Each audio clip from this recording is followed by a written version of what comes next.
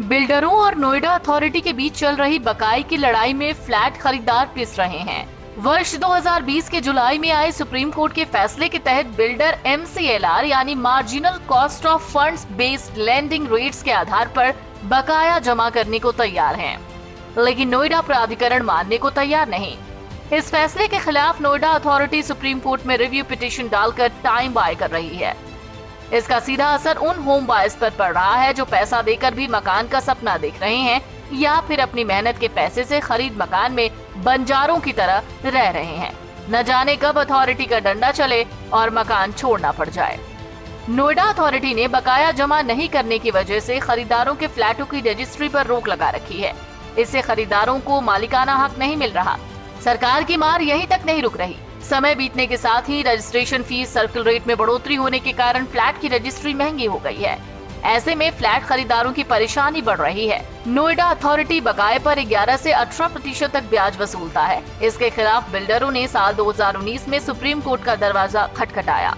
कई बार सुनवाई के बाद सुप्रीम कोर्ट ने जुलाई 2020 में आदेश दिया कि साल 2010 से बिल्डरों के बकाया MCLR की दरों के हिसाब से उनसे लिया जाए। ये करीब 8.5% बनती है। कोर्ट ने अपने आदेश में ये भी कहा कि ये सुविधा उन्हीं बिल्डरों को मिलेगी जो कुल बकाये का 25% हिस्सा 1 महीने और बाकी 75% 1 साल के अंदर जमा करेगा। आधिकारिक सूत्रों की माने तो शुरुआत में नोएडा अथॉरिटी में अधिकारियों के एक पक्ष में सहमति बन गई कि कोर्ट के इस आदेश को मानकर लागू कर दिया जाए, लेकिन आला अधिकारियों का दिमाग थनका और उसका सीधा खामियाजा होम बायर्स को भुगतना पड़ा। बिल्डर पिछले साल आए सुप्रीम कोर्ट के आदेश के आधार पर पैसा जमा करने को तैयार हैं।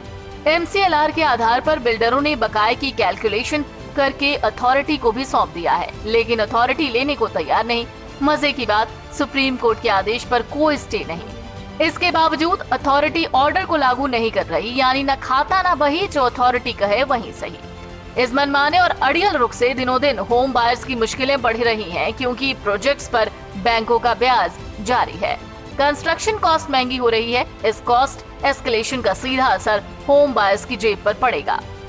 नोएडा अथॉरिटी का तर्क है कि इस आदेश का सीधा असर उनकी जेब पर पड़ेगा। ऐसे में सवाल उठता है कि सरकार या अथॉरिटी जनहित के लिए होती है या मुनाफा कमाने के लिए।